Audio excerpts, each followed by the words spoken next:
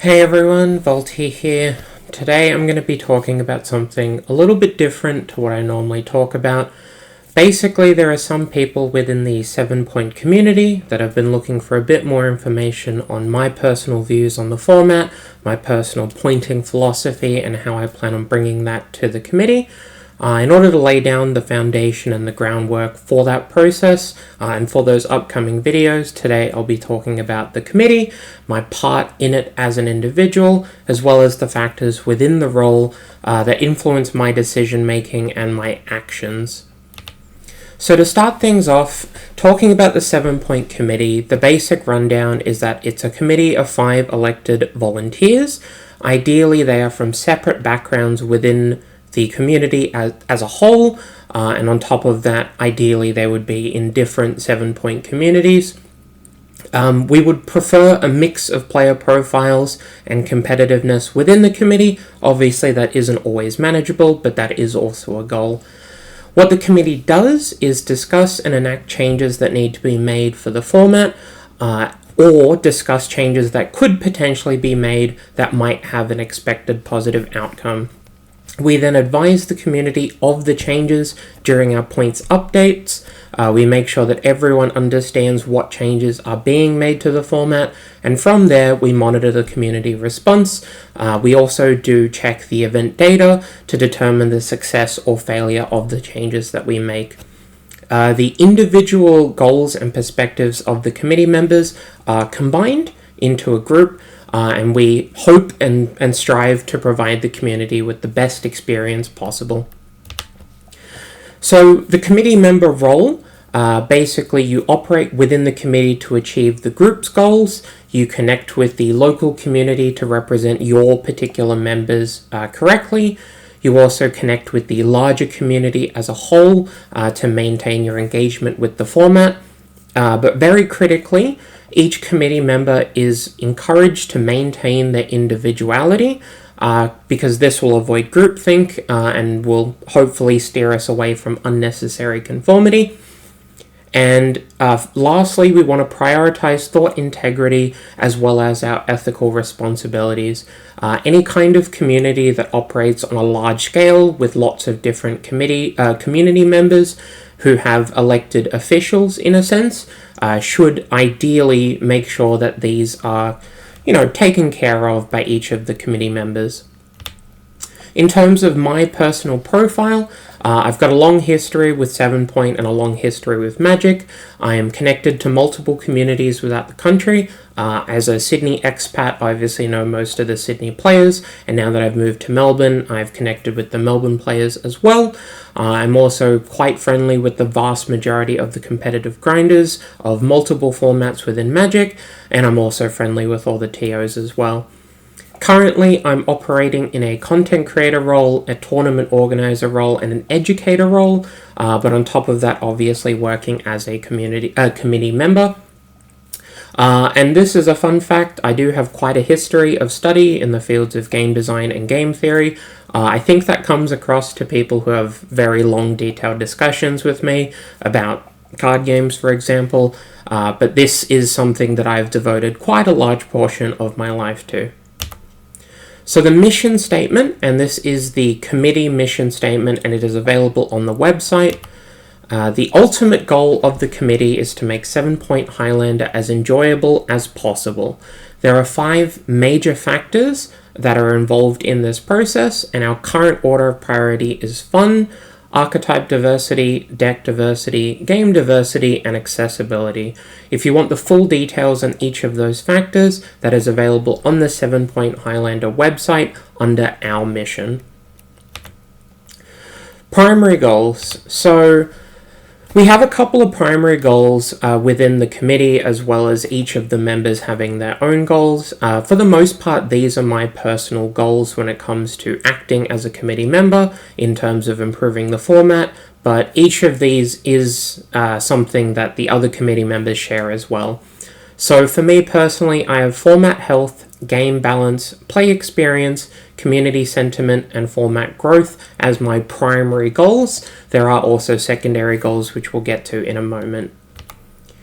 So for format health, I would like if there was a varied metagame that naturally moved over time. I would like for there to be meaningful deck building choices that separate the individual lists within broader macro archetypes. So for example, the decision of playing Lutri or not playing Lutri within something like a Grixis shell is a meaningful deck building choice to me. Ideally, we would have an even spread of decks across event top 8s. Obviously, this isn't always going to be the case, and there are definitely going to be best decks played by good players that rise to the top consistently. However, in an ideal world, we would see 8 individual decks across every single top 8. Approximately an even spread of points usage. I wouldn't expect Time Walk, a 5-point card, to see as much play as, say, Tamiyo, which is a 1-point card. However, ideally for every 5 Tamiyos, there should be 1 Time Walk, and that is the end goal. In terms of tiered decks, I think 1 to 5 decks for tier 1 is about right and the best you could hope for. Ideally, it'd be 1 to 10, but considering this isn't a 4-of constructed format, it's a little bit harder to do.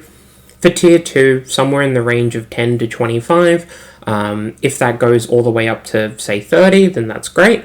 But if it's closer to the 20 mark, that's probably also fine, as long as it's not all the way down to the 5 mark, for example. And then for tier 3, that'll just include everything else. This is a really important factor. I believe that lower tiered decks should be viable, and they should offer an alternative game plan for players to choose from with a manageable reduction in win rate. So if you choose a rogue deck or a deck that isn't as optimal or as refined as a tier 1 deck, the reduction in your win rate should be something that players are comfortable with taking on. If the reduction in win rate is very dramatic and there's simply no way that you compete, that is where it's starting to fall into format illness, basically. For game balance is very much tied to format health, but it is a separate goal with separate strategies and separate ideals. So while the format will have best decks, those decks should not be oppressive, and they should be either coming with real costs or have reasonable counterplay options. So if the best deck in the format is a graveyard-based deck, and you are able to play an extra couple of copies of Graveyard Hate in your sideboard, that should be a viable counterplay option. Natural predators to premier decks should exist, and they should be playable. This is very commonly an occurrence in multiple constructed formats, where there are decks that aren't the best decks, but they are good against the best decks, and those should exist to make sure that there is some kind of balance within the game and the overall metagame. Egregious outliers when it comes to cards, when it comes to decks, when it comes to strategies, we need to identify those outliers correctly, and we need to manage them using the points list. So if there is a particular combination of cards that are problematic, targeting the card that is most applicable for a point and will have the most impact when pointed is how we would handle that. And the rock, paper, scissors relationships across the format should be in approximately even distributions.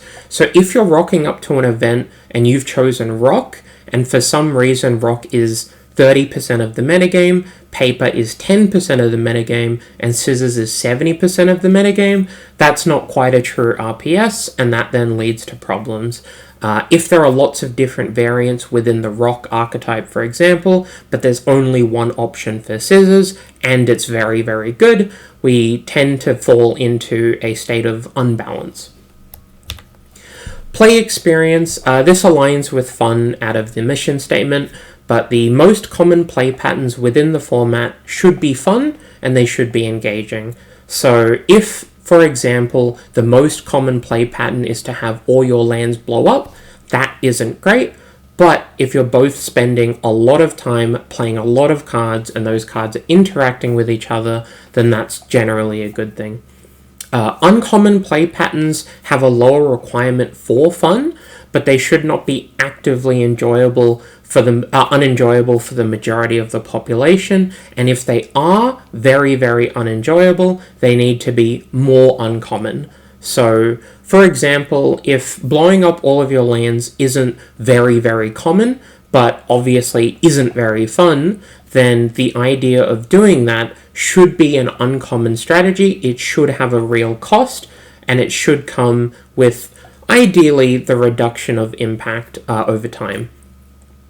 Ideally, in terms of the play experience, we want highly interactive gameplay, we want longer games, we want to make sure that there's a lot of replayability. If you both play the same 3 or 4 cards every game, then the replayability tends to trend downwards, and for a format that is based on being a singleton format, replayability is very, very crucial to ensure that people are able to experience each of the cards that they play.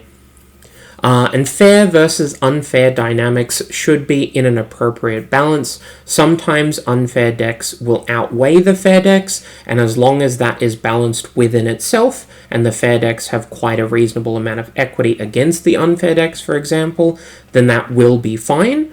However, if it is very, very skewed, and the overall play experience is not quite enjoyable for the vast majority of people playing the format, then we may need to tip the balance in the other direction.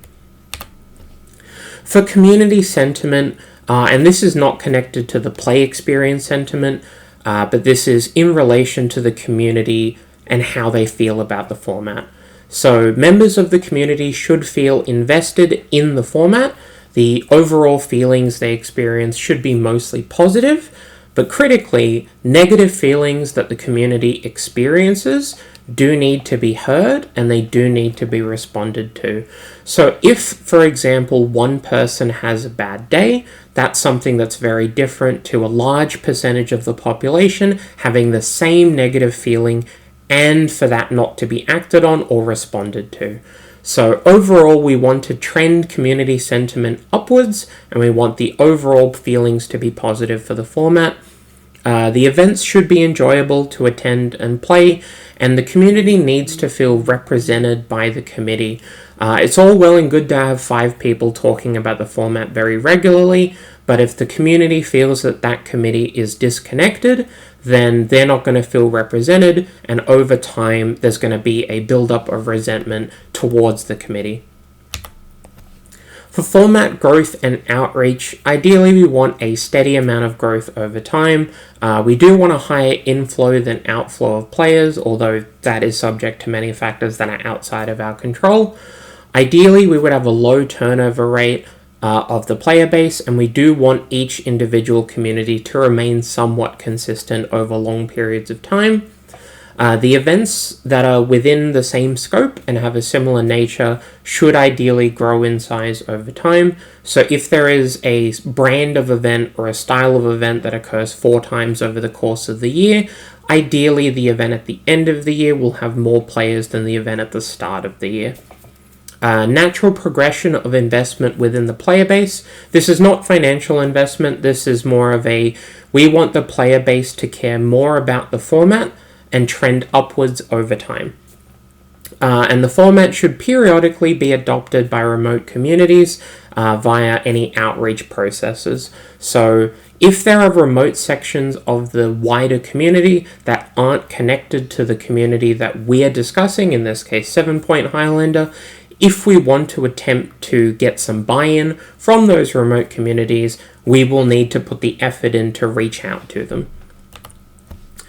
So for secondary goals, and again, these are primarily my goals, although the committee does share most of my sentiments for most aspects, but these goals are less of a priority than the primary goals, obviously. So we have community diversity, community safety, managing barriers to entry, financial risk mitigation, and the viewer and spectator experience, especially now that we're moving more heavily into an online era for the format.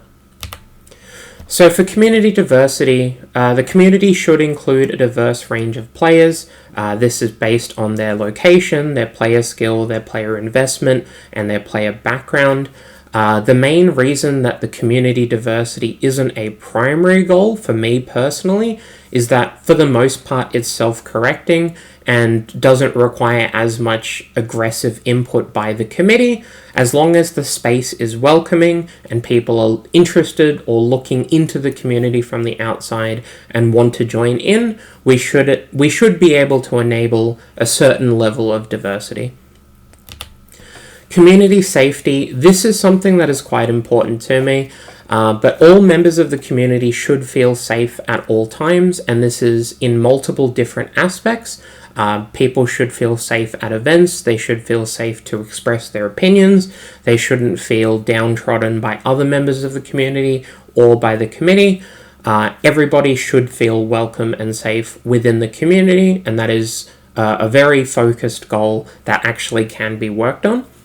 Corrective measures need to be taken by the committee and by particular community members whenever active input is required.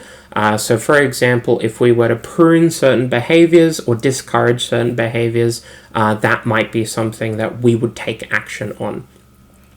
The framework for the community to self-correct problematic behavior, that is something that we have established and we will continue to work on.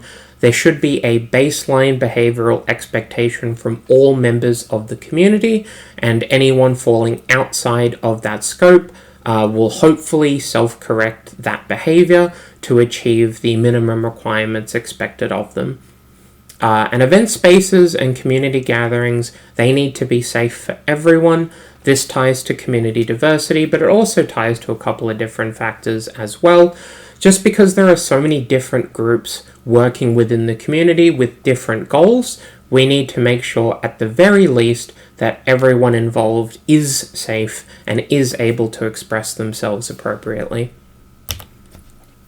Managing barriers to entry, there are a couple of different barriers to 7 Point Highlander as well as Magic as a whole. Being a hobby-based activity and being a hobby-based community does tend to have quite a few issues that are pretty well known across most other hobbies as well. So the location barrier, anyone who wants to be part of the community but is living in a remote area and is unable to access consistent portions of the community, we should be able to give them a similar access to resources.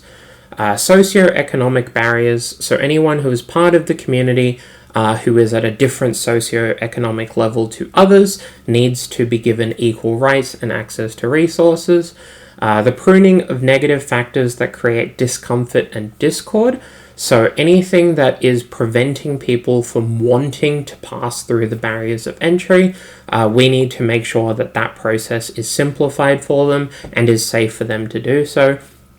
And the financial barriers that surround monopolies and oligopolies should be identified and then mitigated where appropriate. For the most part, a lot of these barriers are consistently worked on, but it is something that is always at the back of my mind to ensure that we don't let any of this slip. Financial risk mitigation. So any hobby-based community has some inherent financial risk, but we should be outlining that risk appropriately to members who want to participate within the community. The risk should be understood and it should be adopted willingly. So we don't want anyone to feel coerced into accepting financial risk, especially when the community is based on something that is so expensive and is out of reach for certain percentages of people. The financial risk should be minimized when appropriate, or at least should be reduced when appropriate, as long as managing that financial risk doesn't involve any conflicts of interest. So if someone is encouraged to take on more financial risk to reduce the financial risk towards others, that is going to lead to resentment, it's going to lead to conflict, and ideally any way or any action that we take in order to mitigate this needs to exclude or not create any conflict. And all invested parties within the community should operate fairly and competitively. This is true for all economies, but is especially true when we have such a diverse range of invested parties within the community. And the viewer and spectator experience, this one is obviously at the forefront as we're moving further and further into a digital space for 7 Point Highlander. But participants engaging with the community outside of the normal scope. So this is viewers, this is spectators, this is TOs and event organizers who aren't playing the format. They should all be provided appropriate spectating opportunities. Players who are entering events and tournament spaces and playing in these events to create that coverage and to create something to spectate should not be disadvantaged when being observed. This is a pretty important one, but basically, if you want to create spectating opportunities, you should not be disadvantaging other members of the community to do so. All viewers should be provided a high quality product, and this will promote the format positively. Obviously, if someone wants to do something that is very grassroots, as long as the engagement with the product is there, that's obviously fine. But if something is expected to be of a certain quality and people are going to be engaging with that product and potentially investing their time or resources into that product, they should be receiving the quality that is expected of them. Records of previous events should be archived for posterity. This is just a great way to improve the overall experience. We don't want people to be watching or checking in on the format once every couple of months. We should make sure that they have access to previous events and make sure that if they were unable to attend or perceive or spectate something on the day, that they are still able to do so after the fact. And spectators at all levels of engagement should be provided a similar experience and accommodate all of the factors that surround that. What I mean by this is that if there are multiple spectators of a product and they are watching the same thing, they should all be able to understand what is going on, and they should all be given a similar experience. So for example, if someone was to watch a movie and they were hearing impaired, they would be able to, organize the ability to have closed captions in order to receive a similar experience. And spectators of our particular format and our particular events should be accommodated in that sense. Challenges. So these, for the most part, are challenges that committee members will face in general, but obviously that I'm also facing. All associated challenges within the role as a committee member should be fair and they should be undertaken willingly. We do not want the volunteers who are putting time and effort into being on the committee and representing the community at large to be coerced or, strong-armed into taking actions they don't want to. Committee members should operate as a complete unit. Individual members will operate within their respective scopes and using their own skills and strengths. This is a big one. A committee involves 5 very different people, and making sure that each person is working within a space that they are comfortable in and able to provide their best effort, and combining them, to create the complete unit is a pretty big priority. Committee members should feel safe and heard when raising challenges they face. This is by the other committee members, but ideally there are, several third parties and external people that could be communicated with as necessary. And issues raised by the community should be received and acted upon by the committee. That is the point of the committee. They're meant to be a representative group of people representing a community at large, so anything that is raised by said community needs to be received and acted upon. In conclusion, these are my overall goals. I'm going to operate as a committee member appropriately and ethically. I will remain open to feedback at all times. I tend to encourage review of my thoughts and actions, but I could be doing it a bit more aggressively, so I might tend that way in the future. I will strive to represent my community accurately. I will remain transparent and honest in my operations. I think for the most part, I've succeeded in these goals thus far, and I'll strive to improve my community and prioritize its well-being above all else. For the most part, these have been my goals since I joined the committee, and they will continue being my goals going into the future. But if you want it written down and very transparent, what my actual focuses are, this is it. I would love to hear feedback from the community. If there's anything that you think I could be doing better or I could be doing differently, then that's something that I would encourage. You can join the 7-Point server, and I'll drop a link down below. From there, you can find my name under the committee tab, and you can DM me personally. Otherwise, if you want to tag me in one of the general threads, for example, that would also be fine. But in an effort to maintain engagement within the community and receive as much feedback from people as I can, that is your call to action. But otherwise, I just want to thank my Patreon supporters for this month. There has been a lot of content that has come out, and some of it has been very heavy and difficult and required a lot of effort and a lot of input. And without the support of certain people, I don't know that I'd be able to do as well and create as much content as I have been. So special shout out to them. But otherwise, follow the channel. Make sure that you check out some of the other videos that might be on here that might interest you. But that's me. Voltie out.